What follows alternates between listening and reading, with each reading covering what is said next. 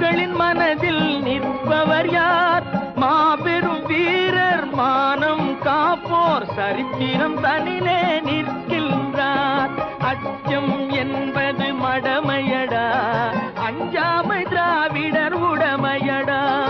ஆறிலும் சாவு, நூறிலும் சாவு, தாயகம் காப்பது கடமையடா, தாயகம் காப்பது கடமையடா.